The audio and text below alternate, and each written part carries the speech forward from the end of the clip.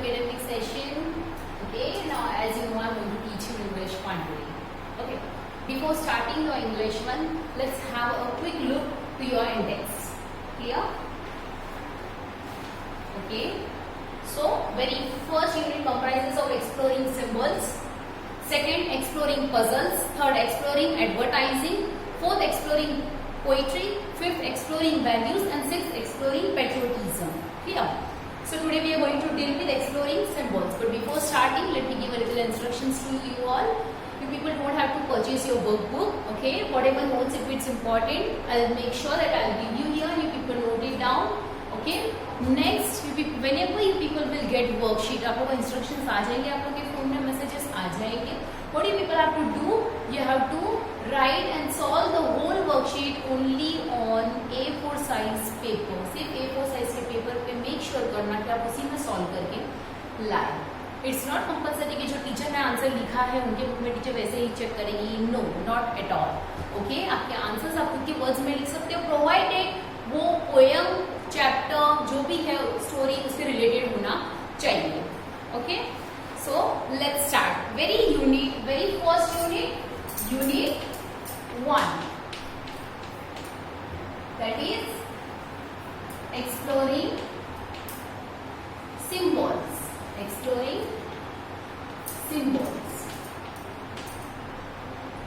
Activity 1.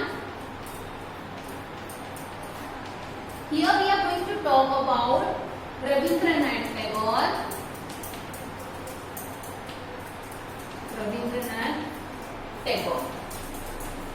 Okay. Now अब पता चलेगा कि क्या है. Rabindranath Tagore was born in Calcutta in 1861. वो कब कहाँ जन्मे थे? कैलकाटा में. कौन सी ईयर में? 1861 में. ओके, उससे पहले he is the poet who wrote India's national anthem. हमें पता है हमारा नेशनल एंथम जन गण मन किसने लिखा है? रविंद्रनाथ टैगोर ने. And he won a Nobel Prize in Literature. कौन सी ईयर में? 1913 में. That is, what does he won? Nobel Prize. Okay. Tagore started to write poetry when he was only 8 years old. जब वो 8 years के ही थे तब से ही उन्होंने पोइट्री लिखना चालू कर दिया था.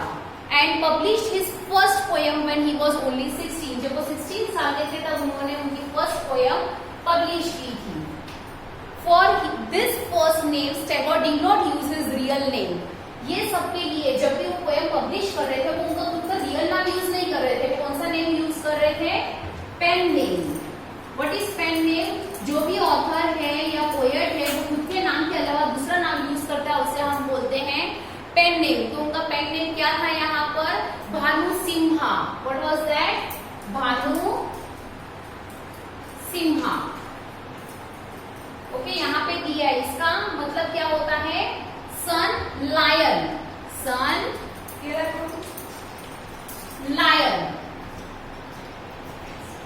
Okay, he wrote a book named Gitanjali. Okay, it was a collection of poetries and he got awarded for this book.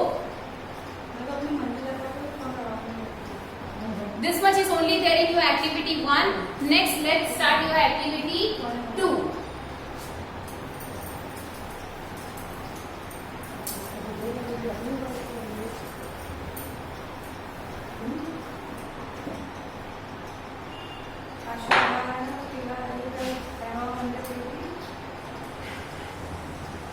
Activity 2.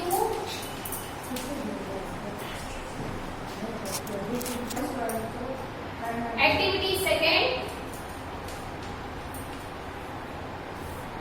Now this poem's name is Where the Mind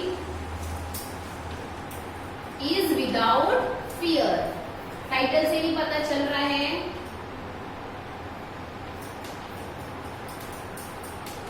किसने लिखा है? Rabindranath Tagore.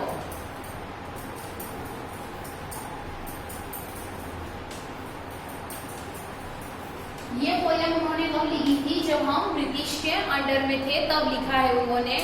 Where the mind is without fear and the head is held high. जब हमारा mind डर से परे है और जब हमारा सर ऊपर है, where knowledge is free, जहाँ ज्ञान फ्री है, where the world has not been broken up into fragments, जहाँ पे वर्ल्ड स्मॉल स्मॉल पीस में ब्रोक नहीं हो गया है, narrow domestic walls, where words come out from the depth of truth, जो भी वर्ड्स है वो पूरे सच्चाई से आ रहे हैं, where tireless effort stretches its arms towards perfection, मतलब टायरलेस यानी जो एकदम थके हुए हैं वो खुद उनकी पूरे एफर्ट्स डाल रहे हैं, स्ट्रेच कर रहे हैं उनके आर्म्स को, किसके लिए, एक परफेक्शन के लिए। Where the clear stream of reason has not lost its way, जो क्लियर स्ट्रीम है रीजन का, उन्होंने उनका वे नहीं खोया है, into the dreary, okay, dreary desert sand of dead habit, dreary यानी एकदम साइलेंट डेजर्ट सैंड, जहाँ पे उन्होंने उनकी रीजंस कुछ नहीं रखे हैं, जहाँ पे उनके रीजंस जो है वो लॉस्ट नहीं हुए हैं।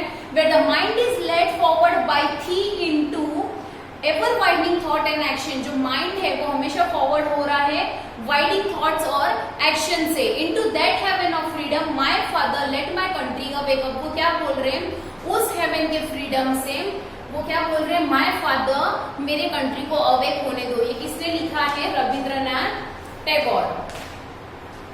Next, after this directly you are having thought for this not required, directly you are having activity 5, you are having activity 5.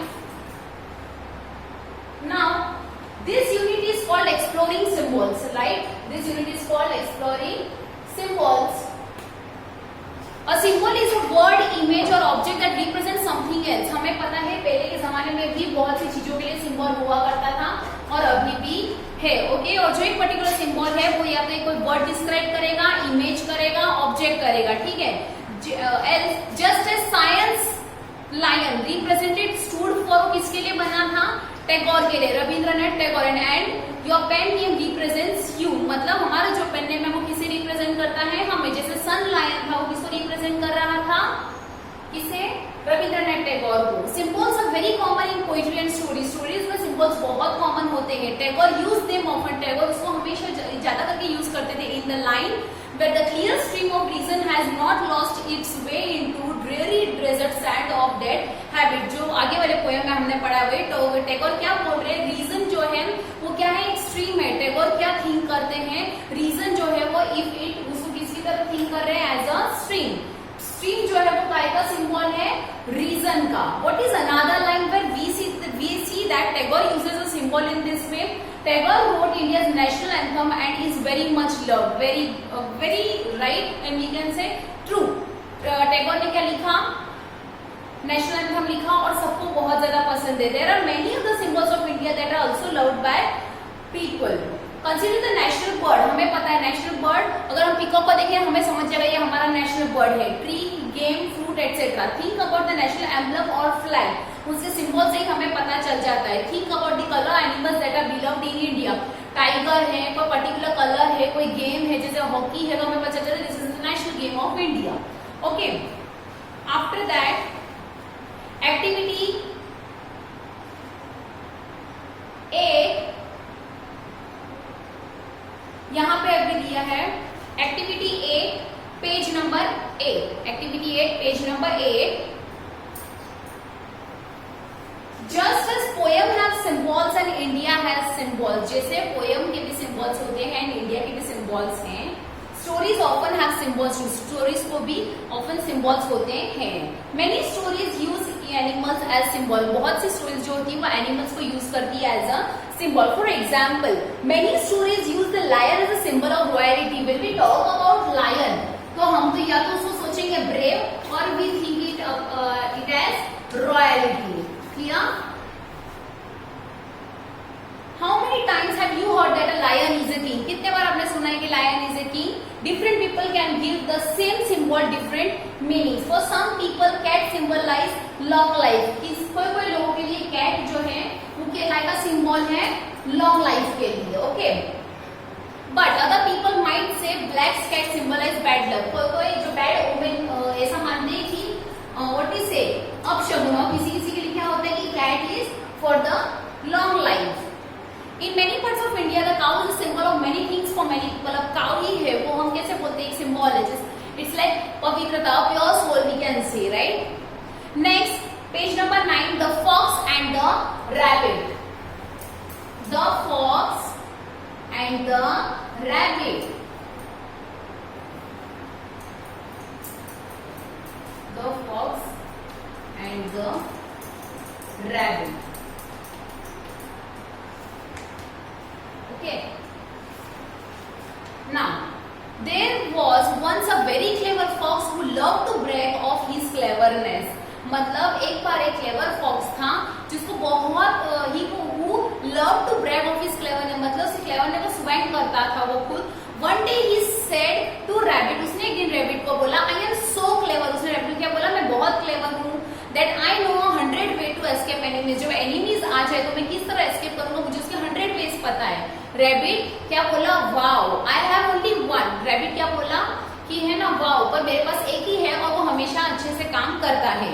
Fox क्या बोला कि फिर तो तुम्हें मुझसे सुनना चाहिए. You should listen to me, I will teach you many many many more. मैं तुमको बहुत बहुत बहुत ज्यादा सिखाऊंगा. You should know many ways to escape like I do. वो क्या बोल रहे हैं रैबिट को, फॉक्स क्या बोल रहा है कि तुम्हें भी पता होना चाहिए, जैसे मैं अगर एनिमी आ गए तो मैं किस तरह एस्केप करूंगा, तुम्हें भी पता होना चाहिए. Just at that moment, the fox and rabbit heard the cry of a pack of hunters coming toward them. तब तुरंत तभी क्या हुआ, उसी मोमेंट में फॉक्स और रैबिट ने क्या सुना, पूरे हंटर्स आ रहे हैं वहां पे. Cry of pack of hunters, उनके मतलब वहां पे आ रहे हैं. इमीडिएटली रैबिट जो है वो कहाँ चला गया, उसके होल में. ठीक है. और he called back to fox, उसने फॉक्स को वापस बुलाया, बोला कि ये मेरा प्लान है, तुम क्या करने वाले हो. Fox thought first of one way. Fox ने पहले उसकी एक वे के बारे में सोचा, फिर सेकंड सोचा, फिर उसने और बेटर वे में सोचा, फिर उसने क्या कंसीडर किया, दूसरा वाला जो वे था वो कंसीडर किया. And while he was thinking of all his clever choices, the Hunter cot him up and he was soon carried of. जब तक वो सोचता रहा, वो एक वे नहीं, दूसरा वे नहीं, तीसरा वे नहीं, और वो सोचने लगा कि नहीं चलो और अच्छा वे मैं कंसीडर करता हूँ. इतने में हंटर्स आए, उसे पकड़ लिया और उसे लेके चले गए. Okay, this much is given in the story, that is the fox and the rabbit. Next है activity 9. Next is your activity 9.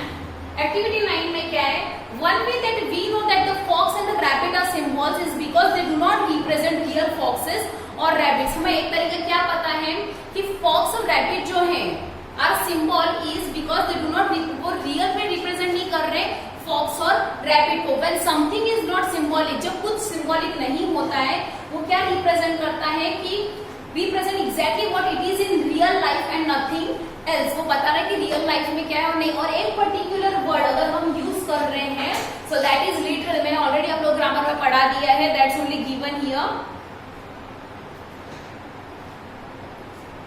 For example, if your friend says I am dead tired, you know that your friend is not literally dead. हमें पता रहता है because he is alive and talking to you. He is exaggerating, he is not using the literal word, literal meaning of the word dead. We know that the fox and the rabbit story is not literary. हमें पता है उनकी story literary नहीं है. About foxes and rabbits, real foxes and rabbits do not have conversation. हमें real में पता ही है कि fox and rabbit कभी conversation कर सकते हैं नहीं. About cleverness, at least they don't have such conversation in English. चलो cleverness का तो नहीं कर रहे, पर at least वो इंग्लिश में भी conversation नहीं करते. One way to think about the meaning of a symbolic story. Symbolic story का मीनिंग अगर समझना है तो उसको किस तरह सोचना है, is to think about things in a real life. Real life में उसे सोचना है, are like the symbol in the story.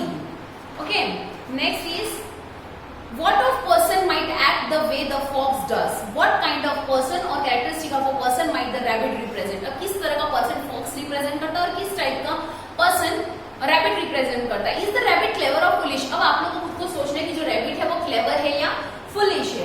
Is he brave और कवर्डली, अब वो डरपोक है या बहादुर है. In real life what might behave the way the hunters do. Real life में क्या बिहेव करेगा जैसे हंटर्स बिहेव कर रहे हैं. Coming in quickly and ending the conversation the way they do. ऐसा हो सकता है कि जल्दी जल्दी इतना बात कर लिया, हंटर्स आके लेके चलो, कन्वर्सेशन खत्म. Is it possible? तो वहां पर वो आप लोगों को खुद को समझना है. Next is activity 10. Last activity of your chapter.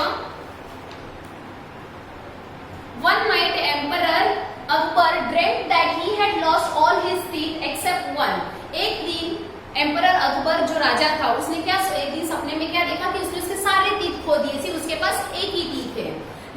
Morning, उसने दूसरे दिन मॉर्निंग में क्या किया, उसके सारे एस्ट्रोलॉजर्स को बुलाया किंगडम में उसके ड्रीम को इंटरप्रेट करने के लिए। लॉन्ग डिस्कशन के बाद एस्ट्रोलॉजर्स यहाँ पे लिया है, एस्ट्रोलॉजर्स प्रोफेसाइज मीन्स उन्होंने भविष्यवाणी की कि उसके सारे रिलेटिव्स उसके पहले मर जाएंगे। फिर अकबर जो था वो बहुत क्या हो गया, सैड हो गया उनका इंटरप्रिटेशन से, और उसने सबको कुछ भी रिवॉर्ड दिए बिना भेज दिया। लेटर दैट डे उसके बाद क्या हुआ, बीरबल दरबार में आया। फिर अकबर ने उसके बारे में सब कुछ बताया, उसने जो ड्रीम देखा है वो, और उससे कहा कि तुम कुछ इंटरप्रेट करो। तो बीरबल ने क्या रिप्लाई किया, थोड़े देर उसने वेट किया और फिर उसने बोला कि that the emperor would leave a longer and more fulfil life than anyone of his relatives. उसने क्या, बीरबल ने किस तरह आंसर दिया कि आप लाइफ लॉन्ग जियोगे और फुलफिल लाइफ होगी आपकी, मोर फुलफिल लाइफ, और आपके रिलेटिव से ज्यादा आप लंबा जियोगे और फुलफिल लाइफ जियोगे। अकबर इससे खुश हो गया उसके एक्सप्लेनेशन से और उसे अच्छा रिवॉर्ड दिया।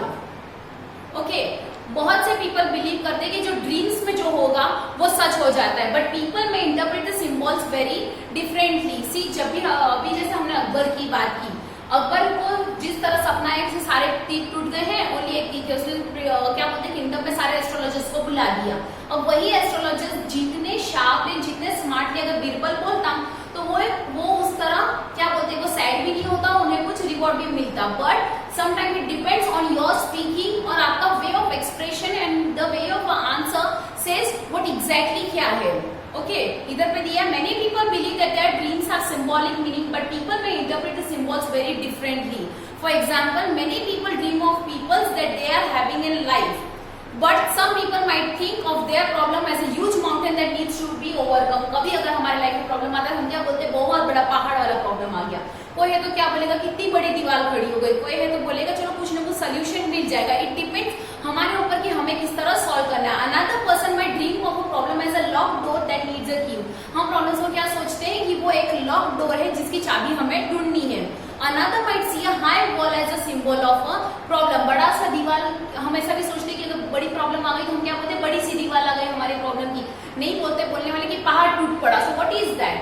That is the way you people think और symbolize खुद कर रहे हो आप। In the activity about the rabbit and the fox, जो rabbit and fox की जो activity पढ़ी थी, you thought about ideas and people that could be symbolized by the rabbit and fox. Rabbit and fox से आप कैसे symbolize कर सकते हो? एक clever बोल सकते हो, foolish बोल सकते हो। अगर आप किसी clever person को देखोगे तो आप क्या बोलोगे? Rabbit और fox जो आपको सही लगे, okay? According to me it's rabbit. And the fox जो है वो उसकी cleverness में रह जाता है, लेकिन actually तब वो कौन proof होता है? Foolish. Now think about that objects that might symbolize some ideas. Use ideas from your own thoughts or dreams, or think about stories and poems you have heard. Done with this.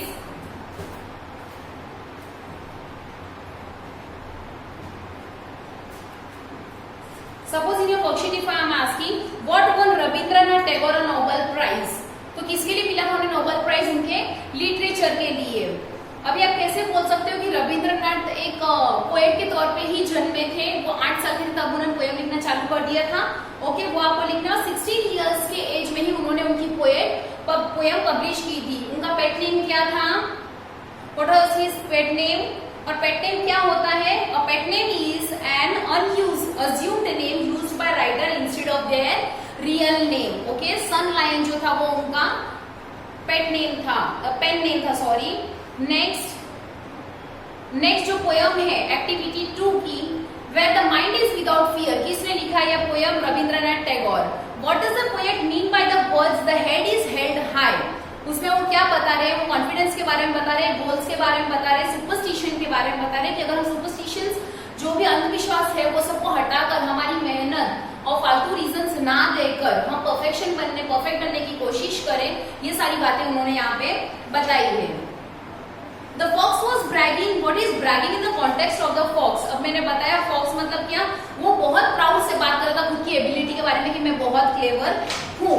What did the fox want to do for the rabbit? उसको क्या करना था rabbit के लिए? उसको escaping के लिए many more ways बताने थे। What did the rabbit do as soon as he heard a pack of hunters coming? जैसे रैबिट ने सुना कि हंटर्स आ रहे तो उसने क्या किया? वो सीधा होल में he leaped directly into the hole. Was the fox really clever? Why? No, because as he bragged about knowing too many options to escape from enemies, जैसे उसने ब्रैग किया, वो खुद पॉइंट आउट कर बता रहा था खुद के बारे में कि वो इतना खुद प्राउड फील करता है खुद के बारे में, सब क्लेवरनेस के बारे में बता रहा था, और वो एक ऑप्शंस की जगह पे मेनी ऑप्शंस वगैरह भी थे उसके पास, बट उसके वजह से ही उसे वहां पे क्या हुआ, हंटर्स ने पकड़ लिया था. So he could not but any of this options to save, मतलब उसके इतने सारे ऑप्शंस थे, मेनी मेनी मेनी, वो फिर भी वो सेव नहीं हो पाया. What was the fox doing when the hunters caught him up? तब वो क्या कर रहा था, उसे क्लेवर चॉइसेस कर रहा था, वो उसकी चूजिंग चल रही थी, उसके ऑप्शंस अलग अलग चल रहे थे, वो एक नहीं दूसरा नहीं तीसरा, वो सोच रहे थे कि सबसे बेस्ट कंसीडर करे. What did the rabbit do as soon as he heard a pack of hunters coming? वो डायरेक्टली कहाँ लीप हो गया, होल में. Pick out from the text, अपने टेक्स्ट में कोर्ट ऑफ किंग यानी दैट्स दरबार. How many teeth did Emperor Akbar lose in his dream? कितने सारे teeth lose कर दिए, सिर्फ एक teeth रहने दिया. Why did the astrologers not get any reward from Emperor Akbar? क्यों नहीं मिला? Because उन्होंने क्या बताया कि उनकी सारी फैमिली, क्या बताया कि सारी फैमिली में उससे क्या हो जाएंगे, सबके सब मर जाएंगे. तो उसकी वजह से what happened? He became sad. Okay, वो निराश हो गया और फिर उसने कुछ भी रिवॉर्ड नहीं दिया. How was Birbal's interpretation for Akbar's dream? उसने क्या बोला, उसने कोई पॉजिटिव वे से उसको इंटरप्रेट किया और वो अकबर जो था वो उससे क्या हो गया था, सेटिस्फाई हो गया था. To break up into, to scatter into, to lose way, to become lost.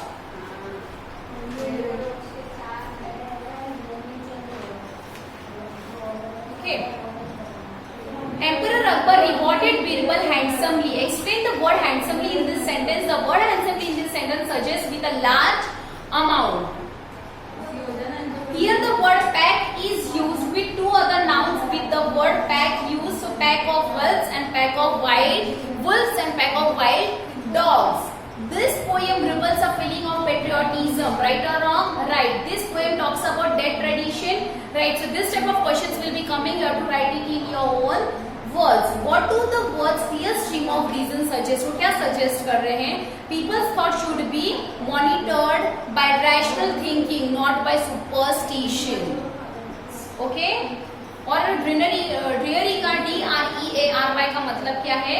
Saddening. So here we have completed with your unit 1.